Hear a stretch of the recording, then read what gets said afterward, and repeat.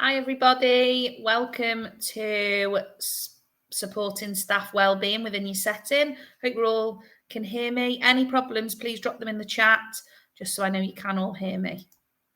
Okay, just start. So, hi everybody, my name's Sam Maitland-Price and I own 3 settings in North Wales, Little Lambs Day Nursery in Kimmel Bay, Little Lambs Fun Club in Bodderwithen and Little Lambs Emmanuel in Rhyl. Thanks for joining me today. Hopefully by the end of the session, you're going to feel more positive and pumped up and hopefully take some tips back to your setting to support positive staff wellbeing within your workplace. According to the World Health Organization, mental health is a state of well-being in which every individual realizes his or her own potential, can cope with the normal stresses of life, can work productively and fruitfully, and is able to make a contribution to her or his community. Mental health is the foundation for the well-being and effective function of individuals. It is more than the absence of a mental disorder. It is the ability to think, learn and understand your emotions and reactions of others. Mental health is a state of balance, both with and within the environment. And it's important we know and consider that when it comes to our staff. Workplace wellbeing benefits both the employee and your business. There are many studies which prove the direct link between employee wellbeing and performance, with evidence showing a healthy and happy workforce is more productive, motivated and engaged. But what is employee wellbeing? The pandemic has highlighted the growing importance of wellbeing in the workplace, with more businesses beginning to invest in their employees' health and wellbeing. Work takes up a huge part of our lives, with the average full-time employee working around 37 to 40 hours a week. Our work life has a big impact on our general happiness, and we need to create an environment that educates, encourages, and enables your employees to put their well-being at the centre of their lives, which will therefore enable them to become a stronger employee. Investing in employee well-being can lead to increased resilience, better employee engagement, reduced sickness, absence, and higher performance and productivity. To gain a real benefit of wellbeing initiatives, priorities need to be embedded in your workplace culture, your leadership, and your management team. We want our staff to be continually motivated, eager, punctual, dedicated, and prosperous for our business. So how do we do that? Having an effective workplace wellbeing strategy benefits to your business as well as your employees, and not only will you have a happier workforce, but there's other things that will also benefit your business in the long run. Improve performance and productivity. Performance and productivity are the 2 most important components of a business, be it any size. So you need to increase this and make sure that these are top notch. When it comes to a small business or a medium-sized business, there's nothing more important than the performance of your employees, because their performance has a direct impact on the productivity of your company, and making your staff feel valued and listened to makes them more likely to engage in work. Create a ripple of happiness. Having the right mental health and wellbeing strategies in place can help to stop problems from escalating. And once staff feel they're valued in a supportive space, they'll continue and create that with others, whether that be with other staff, children and families within the community, or even in their own personal lives. Lower absence rates. Staff who feel their wellbeing needs are being met are more likely to return from sick leave on time, and a more resilient workforce can help people cope better with day-to-day stresses at work and problems at home. An enhanced reputation. People are more interested in working for companies that put the well-being of their staff as one of their top priorities. Staff will promote your business to others, and by talking about your business, that inevitably brings you the customers, and that's what we want. And better staff retention. Creating that loyalty and care for employees makes them less likely to go and look elsewhere. And again, this supports your reputation amongst employees and customers when they're talking outside of the setting. The pandemic, coronavirus. Many of us have experienced such difficult feelings and emotions and trauma during coronavirus pandemic. And we actually found that there were so many triggers with our staff that existed throughout the coronavirus pandemic to cause them to feel unwell or unhappy. Longer working hours, shorter breaks, unrealistic expectations, high pressure environments, especially when we were getting updates week to week, unmanageable workloads, and lack of control over your work. And that could then lead to poor communication, negative relationships. And it was really important that we, although with the negative impact of the pandemic, that we really thought about what could we do here to support our staff to make sure that we're still ensuring their safety and we're keeping them happy. So we really had to think outside the box to support our team. It was a really difficult storm to manage, and we had to ensure the safety of the children, the families, while keeping positive spirits with the team, which at times was really difficult. So how did we manage that storm? Well, my 11-year-old daughter and niece have been asking to join TikTok. I kept declining, saying no, absolutely not, until they suggested it would be a good idea for the nursery. So me and the toddler team leader, Charlotte, became the TikTok influencers of Little Lambs. I'm hoping, here we go. Let me see you just bounce it with me, just bounce with me, just bounce it with me. Come on, let me see you just slide with me, just slide with me, just slide with me. Come on, let me see you take a walk with me, just walk it with me, take a walk with me. Come on, and make your neck work.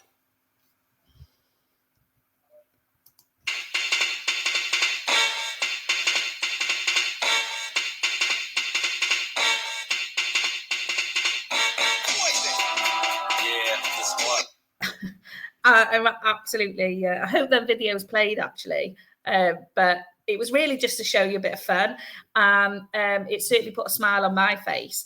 The second video is absolutely hilarious. It was our first take, and I very nearly knocked Charlotte over when we chest bumped, and we couldn't do it again because we were laughing too much. But TikTok became part of our weekly life, really. We furloughed 16 staff, and there was 5 of us that continued to work in a very, very quiet nursery than what we were used to. But we built up these relationships. Every morning we do 50 squats. It was part of a thing. We'd all have breakfast together and we'd do our 50 squats every morning. Some of the children would join in. And then we had different things that we'd do over the week, one of which was our TikTok. And we made our own page. And what we did is every Sunday we did a Sunday TikTok takeover, and we would upload our TikTok video that we'd made that week. Some of them even with the children. Feel free to go and have a look on our TikTok page. The name of it is just down there in the video, because we did upload a few. And parents would even look forward to it. They would really look forward to seeing what we'd done. And one of the dads, he was a GP, him and his wife, and he actually told us that every Sunday they look forward to watching our video, and it put a smile on their face. And that is the whole point of it. And it kind of spiraled from there because it turned into something that kept us going as well as a team. The other thing we use is our social media. Our social media is so important. That tells everybody who we are and what we do, and we utilize this to the best of our advantage. We've got an Instagram page, we've got a Twitter page, we had a Facebook group, a Facebook like page, and we even made our own Snapchat filters on special events, if it was children's birthdays, on our preschool graduation. I'm not the technical one of the group, so our manager does set up them Snapchat filters. But again, they're just promoting the setting, and they're giving the staff and the parents just something to see in a positive light, and not with all the news that was so negative. It was really difficult. So promoting what you do gives other people reasons to feel positive and smile. Us sharing these funny videos, what we'd got up to in the day, things that were going on in the setting. There was so much negativity within the news that we just felt it was really important that actually we focused on positive things within our page and our social media. And not only that, we also felt that actually some of these staff are finding it really difficult. We're having to stay away from our families. We're going to work when our families are at home. And actually, they really needed to get the recognition that they deserve for the work they were doing, especially with parents not being able to come in the setting and seeing us doing our daily our daily activities. Our weekly Wednesday challenges. This is also something else that we did in the coronavirus pandemic. This was such a fun thing. Throughout lockdown, we set up a Facebook Live on our Facebook group. And every Wednesday morning, we'd go live. We'd go around the nursery with the video. We'd say hello to everybody. We'd have some parents that were at work being able to log in. They'd log in every morning. One of our mums worked in a bank. And she asked her boss if every Wednesday at 10 o'clock she could go on the live so she could see her daughter at nursery. But we'd also set a challenge because we obviously had a lot of children that were at home at this time. And we knew that a lot of parents were struggling. One parent in particular used to ring me weekly just for a weekly check-in. She was a single parent, 2 children, and just would ring every week just to have a chat on the phone. And that was enough for her. And it was good for us to make sure that we were checking in. So on this Wednesday live, we'd set a little challenge, and every week we'd post the challenge. And then on the following Wednesday, we'd show photographs of what the children had sent in. And we just found that a lot of our children and a lot of our staff, also the furloughed staff, were doing these weekly challenges and were uploading photographs. And we post the challenge on the WhatsApp group for the staff. And we post funny pictures, as you can see, the little Corona bake-off. And I took all our heads and used them as the presenters, just to keep that positive vibes. So what can you do within your workplace? How can we continue the streak of positivity? So I've come up with 5 tips to help you begin positivity and support your staff wellbeing within your setting in a really easy, cost-effective and fun way. Number 1, a little goes a long way. The saying you've got to spend money to make money couldn't be any more truer. You really do need to invest in your team, and investing in your team will enable you to increase your revenue. If the staff are happy in their workplace, they're going to tell others, they're going to brag to their friends, their family, they're going to promote your setting to people they know. A large portion of our business comes from recommendations, from the neighbour, the friend, the hairdresser, but even better from your employees, the people that you have in your setting every day. If the staff are not happy, what makes you think that people would want to bring their child there? I invest monthly, and it doesn't have to be a lot. It could be £10, it could be £100, it could be more. And I've just took a selection of pictures here to show you little things that we've done. So in the winter, we had a hot chocolate bar where I bought some hot chocolates, some marshmallows, some penguin bars that were on offer, and some biscuits, and the staff could just help themselves on their lunch break. The bottom corner was Valentine's Day. I just left a little poem that I'd made up, and I popped some little chocolates in the staff room for the staff. Above that was something we did in the summer. I give them all a chocolate orange, and I'd attached a high street voucher for everybody, £10 high street voucher to say thank you. And then in the middle, I'd arranged, as all the staff were coming back over the summer from furlough, I arranged an afternoon tea for lunch. So I used a local bakery, which actually was a parent's business. So I'm supporting the parent. And we ordered afternoon tea to come, and all the staff had their lunch in the staff room and were able to choose. And on the back of that, a staff actually brought the following cupcakes in the bottom corner in the following week to say thank you for that appreciation. So it just goes to show that a little does go a long way, and the staff do appreciate it. And that is how you're going to enable your staff to feel that they're valued and they are appreciated. They could share it on their social media. They're going to tell their friends. We don't do it for that promotion, but it is the added bonus for your business. If staff feel happy at work, they are going to put more into their working day. And I think it's really important to make our staff feel appreciated. Number 2, think outside of your setting.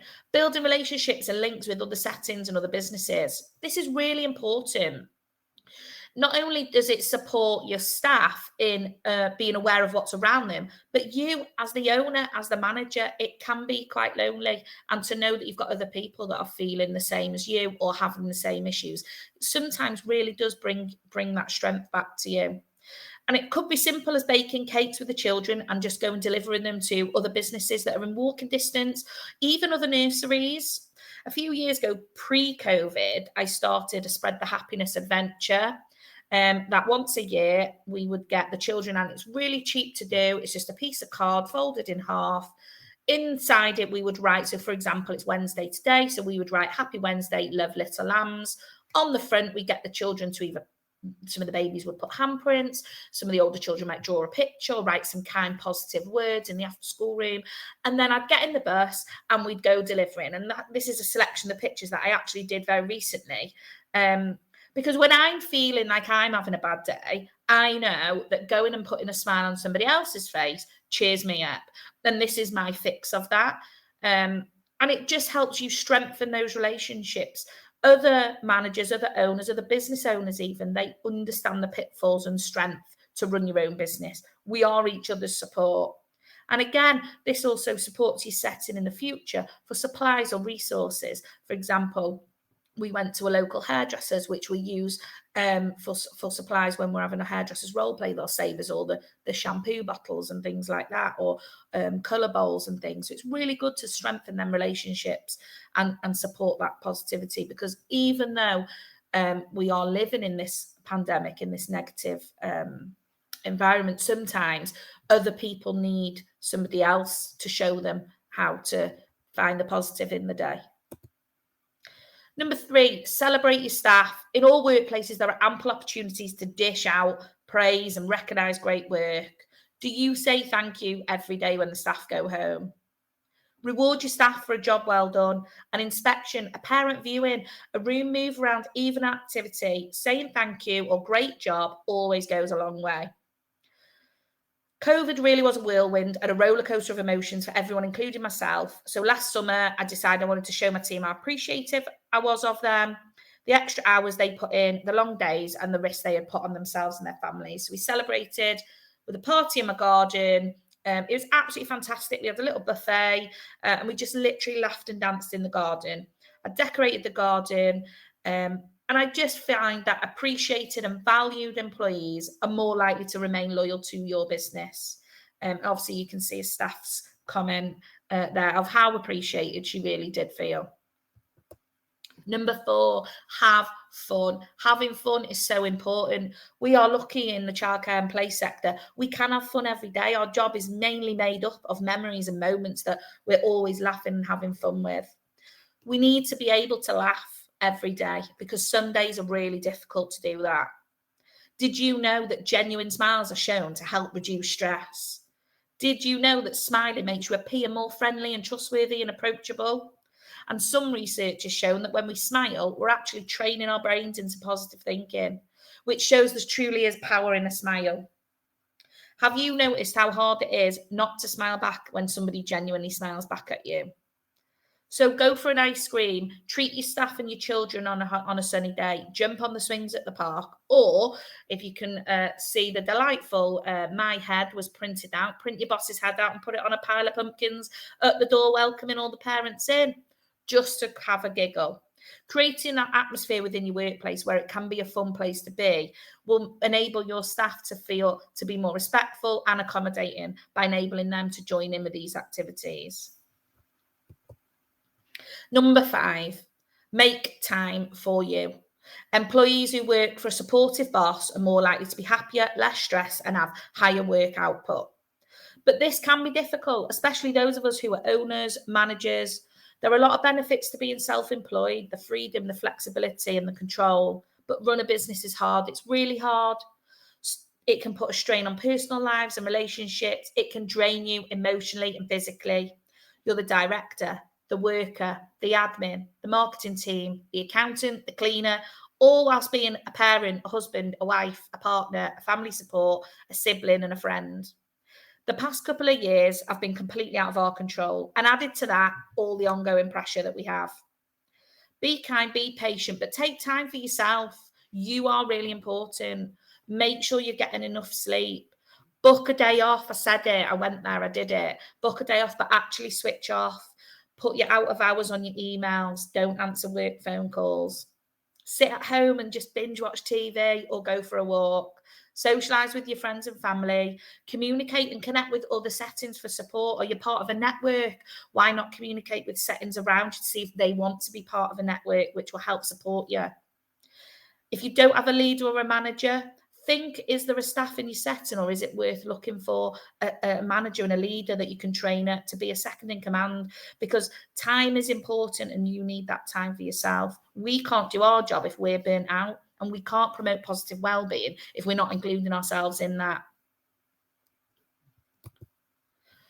Hopefully that little whistle-stop tour give you some tips and ideas of things that we've done and things that we're continuing to do to support our staff with their emotional well-being. I really appreciate you all taking the time to listen to the group. If there's any questions, I'll stop sharing in a minute. And I just end with this quote at the end with, when it rains, look for rainbows. And I know the last couple of years really has been so difficult for a lot of us. And this absolutely pinpoints that every day, just try and find a positive within the day. Thank you so much for listening to me. I'll stop sharing. And if anybody's got any questions or anything they'd like to say or share, please feel free.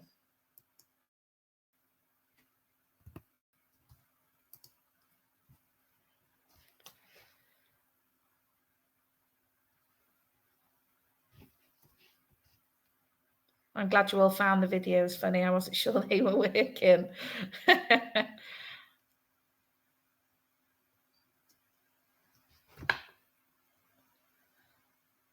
Oh, thank you very much, everybody. If anybody has any questions or wants to know any more information, please feel free to contact me again. And I really hope you have a great day.